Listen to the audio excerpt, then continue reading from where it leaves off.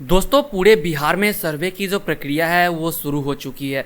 हर जगह सर्वे का जो काम है वो स्टार्ट भी हो चुका है। ऐसे में बहुत सारे लोगों ने भ्रामक बातें फैला रखी है। बहुत सारी ऐसी बातें हैं जो आपको जानना चाहिए, जो कि आपको नहीं पता है। क्योंकि दोस्तों सर्वे करवाने में आपको मेनली दो ही फॉर्म की जरूरत पड़ती है।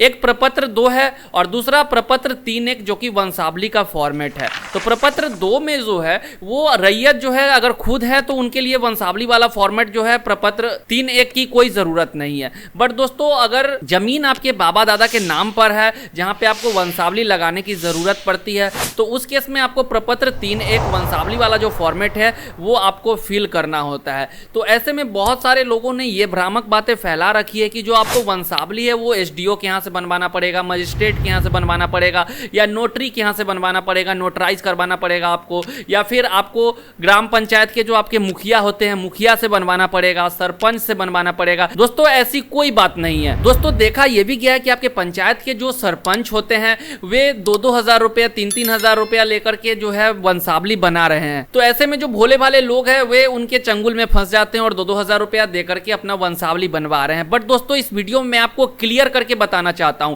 कि वंशावली आपको सरपंच से, मुखिया से या कहीं से बनवाने की जरूरत नहीं है। आप वंशावली खुद से बनवा सकते हो। जो वंशावली का फॉर्मेट 3-1 है उसे आप खुद से भर करके वेबसाइट पर अपलोड कर सकते हो या फिर जो शिविर आपका लगेगा सर्वे का वहां पर आप उसे जमा कर सकते हो। दोस्तों ये बातें मैं नहीं कह रहा हूं, सरकार ने इसके लिए एक ऑफिशियल नोटिस जारी किया है। उस नोटिस के बारे में इस वीडियो में मैं आपको स्टेप बाय स्टेप प्रोसेस के साथ बताऊंगा कि सरकार ने क्या नोटिस जारी किया, आपको किन किन बातों को ध्यान में रखना है सर्वे करवाने के लिए। अगर आप अपने जमीन पर उपलब्ध नहीं हो फिर भी आपका सर्वे होगा, यह भी सरकार ने क्लियर कहा है। अगर मान लीजिए आप कहीं बाहर हो, दूसरे देश में हो, अदर कंट्री में हो या फिर किसी अदर स्टेट में हो, आप बिहार में नहीं हो, अपने जमीन पर आप अवेलेबल उस टाइम नहीं हो सर्वे के टाइम, फिर भी आपके जमीन का सर्वे होगा, उसमें कहीं से किसी भी प्रकार का कोई दिक्कत नहीं होगा। बट उसके लिए टर्म कंडीशन रखा गया, तो उसी टर्म कंडीशन को आपको फॉलो करना है। इन्हीं सभी बातों को इस वीडियो में मैं आपके साथ शेयर करने वाला हूं और सरकार का क्या ऑफिशियल नोटिस है उसके बारे में आपको सभी चीज बताने वाला हूं। तो वीडियो काफी इंपॉर्टेंट होने वाला है क्योंकि ये सर्वे से रिलेटेड वीडियो है, इसलिए इस वीडियो को लास्ट तक वॉच करें, कहीं भी इस वीडियो को स्किप ना करें। और दोस्तों आपसे एक छोटी सी रिक्वेस्ट करूंगा कि अगर आप भी इस चैनल पर नए हो तो इस चैनल को सब्सक्राइब करना ना भूलें और बेल आइकन को प्रेस करना ना भूलें, क्योंकि अभी सर्वे से रिलेटेड जो भी न्यूज निकल के सामने आ रही है वो मैं आप लोगों के सामने शेयर करता हूं। तो अगर आप भी इस चैनल को सब्सक्राइब करोगे और बेल आइकन को प्रेस करोगे तो जो भी नई वीडियो होगी उसकी नोटिफिकेशन सबसे पहले आपको मिलती रहेगी।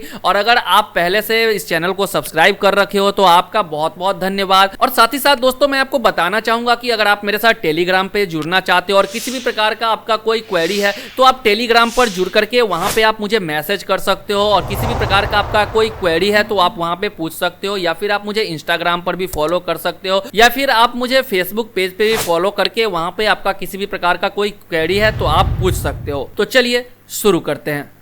दोस्तों यहाँ पे आप देख सकते हो भू अभिलेख एवं परिमाप निदेशालय राजस्व एवं भूमि सुधार विभाग बिहार सरकार द्वारा जो है एक नोटिस जारी किया गया है, जहाँ पे बिहार विशेष सर्वेक्षण एवं बंदोबस्त में रैयत के लिए कुछ सामान्य अनुदेश उन्होंने दिया है। तो दोस्तों ये वीडियो आप देख लोगे और इस नोटिस के बारे में अगर आपको पता चल जाएगा तो सारी भ्रामक बातें जो है वो आपके दिमाग से निकल जाएगी और आपको समझ में आ जाएगा कि ये जो सर्वे हो रहा है सर्वे कितना ईजिली आपका हो जाएगा, इसमें किसी भी प्रकार से आपको कोई परेशानी नहीं होगी। तो दोस्तों यहाँ पे सबसे पहले मैं आपको बता देता हूँ कि आपके लिए क्या क्या आवश्यक है, किन किन चीज़ों को आपको ध्यान में रखना है, कौन कौन सा फॉर्म आपको भरना है, तो वो सबसे पहले मैं आपको बता देता हूँ। तो यहाँ पे आप देख सकते हो इन्होंने सबसे फर्स्ट नंबर पे इन्होंने बताया है कि स्व घोषणा का प्रपत्र 2 रैयत या रैयत के वंशज द्वारा धारित भूमि को भरकर अपने अंचल के शिविर में जमा करे या भू अभिलेख एवं परिमाप की वेबसाइट dirs.bihar.gov.in पर अपलोड करे। ठीक है, तो देखिए कितना सिंपल है।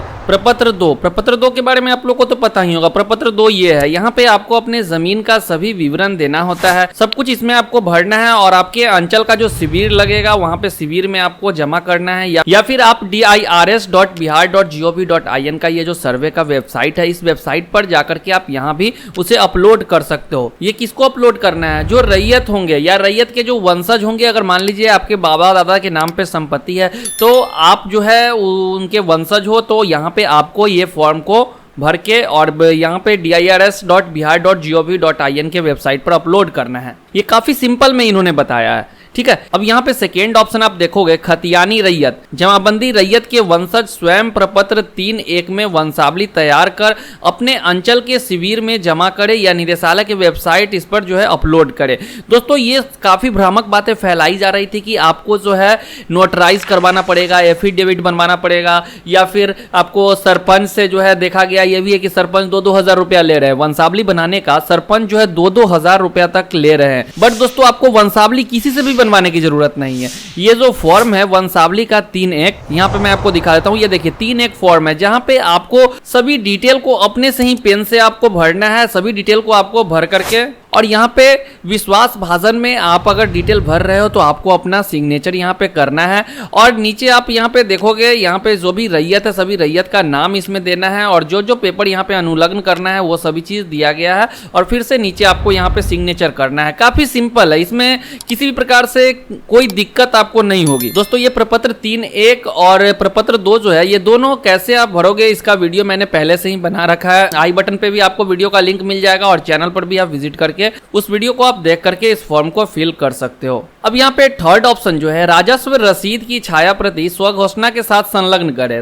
राजस्व रसीद जो आपका हाथ से कटा हुआ रसीद होगा उसकी जो है आपको छाया प्रति यानी कि एक जीरक्स और स्वघोषणा प्रमाण पत्र जो है दोनों को संलग्न करके आपको यहाँ पे अपलोड करना है। फोर्थ पॉइंट जो है, यदि क्रय बदलैन दान की भूमि हो तो दस्तावेज की छाया प्रति। अगर आपने किसी जमीन को खरीदा है, या आपको किसी ने, या आप किसी से बदलैन अपने जमीन को किया है, या आपको किसी ने जमीन को दान में दिया है, तो आपको उसका भी क्या करना है, छाया प्रति यानी कि जीरक्स जो है वो अपलोड करना होगा। फिफ्थ पॉइंट में इन्होंने बताया है कि यदि सक्षम न्यायालय का आदेश हो तो आदेश की छाया प्रति। अगर आपकी जमीन पर, किसी भी जमीन पर विवाद चल रहा है, या फिर आपके जमीन का जो है केस चल रहा है, और आपको कोर्ट के द्वारा डिग्री हासिल है, यानी कि जमीन आपके पक्ष में कोर्ट के द्वारा दे दिया गया है, फिर आपको क्या करना है, उसका जो दस्तावेज होगा, छाया प्रति होगा कोर्ट के आदेश का, वो आपको यहाँ पे अपलोड करना होगा। 6th पॉइंट में इन्होंने बताया है, बंदोबस्त भूमि भूदान प्रमाण पत्र वास्कित पर्चा की छाया प्रति। अगर आपको जमीन मान लीजिए किसी के द्वारा दान में दिया गया है, या फिर वास्कित पर्चा जो होता है, पहले लोग क्या होता था अपने जन को, मतलब कहने का मतलब जो उनके घर में काम वाम करते हैं उनको वास्कित पर्चा एक बना करके देते थे, और उनको रहने के लिए कोई जमीन देते थे। तो अगर उस प्रकार का आपके पास वास्कित पर्चा है तो आप उसका छाया प्रति भी अपलोड कर सकते हो। आपको कहीं से घबराने की जरूरत नहीं है कि आपके पास रसीद नहीं है, ये नहीं है, वो नहीं है, फिर आपका जो है सर्वे नहीं होगा।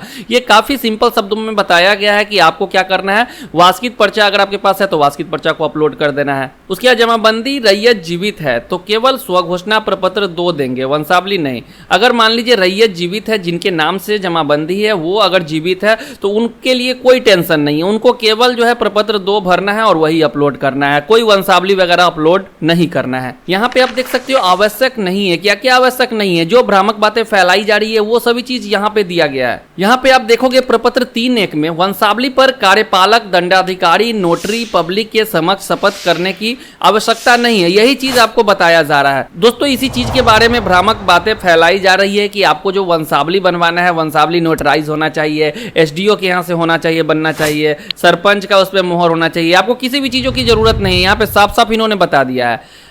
सेकेंड ऑप्शन में भी इन्होंने बताया है कि प्रपत्र 3(1) में वंशावली पर संबंधित ग्राम पंचायत के प्रतिनिधि से हस्ताक्षर कराना भी आवश्यक नहीं है। आप जो है ग्राम पंचायत के प्रतिनिधि जो होते हैं, जैसे कि सरपंच हो गए, मुखिया हो गए, ठीक है, किन्हीं से आपको यहाँ पे सिग्नेचर करवाने की या मुहर मरवाने की जरूरत नहीं है। क्योंकि दोस्तों देखा यह गया है कि लोग जाते हैं सरपंच के पास, तो मैंने भी सुना है ये कि 2-2 हजार रुपया, 1-1 हजार रुपया सरपंच जो है वो चार्ज कर रहे हैं बस अपने मुहर मारने का और साइन करने का। तो आपको किन्हीं के पास जाने की जरूरत नहीं है, आपको वंशावली जो है खुद से भरना है और आपको अपलोड करना है वेबसाइट पर। थर्ड पॉइंट में इन्होंने बताया खतियान के सच्ची प्रतिलिपि की आवश्यकता नहीं है।